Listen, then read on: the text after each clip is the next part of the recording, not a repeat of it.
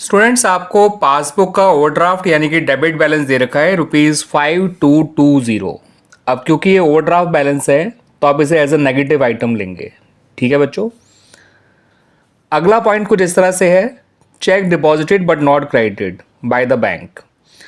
यानी कि account holder ने चेक जमा किया बैंक में, मगर बैंक ने इस पैसे को क्रेडिट नहीं किया, अभी तक बढ़ाया नहीं है। लेकिन कैश बुक में तो बढ़ चुका है पैसा और हमें कैश बुक के पास ही जाना है, तो इसे प्लस करना होगा।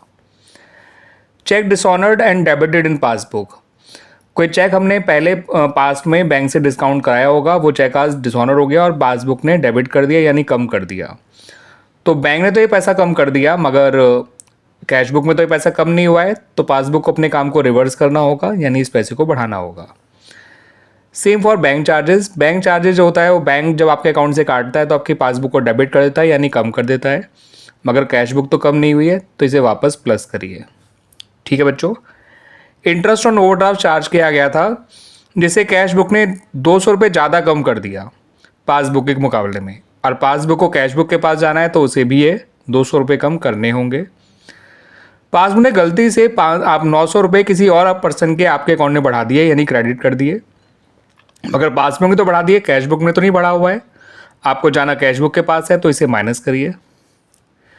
लास्ट पॉइंट पे आते हैं बच्चों, check issued but not presented. अब अकाउंट होल्डर ने तो चेक इशू किया है तो अपनी कैश बुक कम कर दी होगी और आपको कैश बुक के पास ही जाना है। ठीक है, तो आपको भी कम करना पड़ेगा।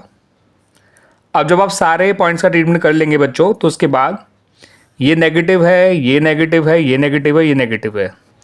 1500 और 52 दैट इज 6720।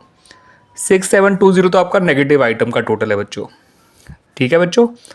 पॉजिटिव में देखेंगे तो 6800, 6850, 6850 पॉजिटिव है, तो आपका जो फाइनल आंसर आएगा ना बच्चों वो पॉजिटिव आएगा 130। तो फाइनल आंसर पॉजिटिव 130 आ रहा है। इसका मतलब जो balance as per cash book है वो पॉजिटिव बैलेंस है यानी कि डेबिट बैलेंस है, यानी कि फेवरेबल बैलेंस है, ना कि ओवरड्राफ्ट। तो ऐसा ज़रूरी नहीं होता कि अगर आप स्टार्टिंग एक ओवरड्राफ्ट बैलेंस से कर रहे हो तो फाइनल आंसर भी ओवरड्राफ्ट ही आए, ऐसा ज़रूरी नहीं होता, जैसा कि यहाँ प्रूव हो रहा है। बस इस बात का ध्यान रखिएगा बच्चों, जब भी आपको स्टार्टिंग बैलेंस एक ओवरड्राफ्ट दे रखा हो, चाहे कैश बुक का या पासबुक का, उसे एज ए माइनस आइटम लेना है और बाकी क्वेश्चन बिल्कुल नॉर्मल तरीके से करना है आपको। यानी कि जिस बैलेंस के पास जाना है उसके किए हुए कामों को एज इट इज़ फॉलो करना है और अपने किए हुए कामों को रिवर्स करना है। जैसे उसने बढ़ाया था, हमने नहीं बढ़ाया तो हमें बढ़ाना पड़ा।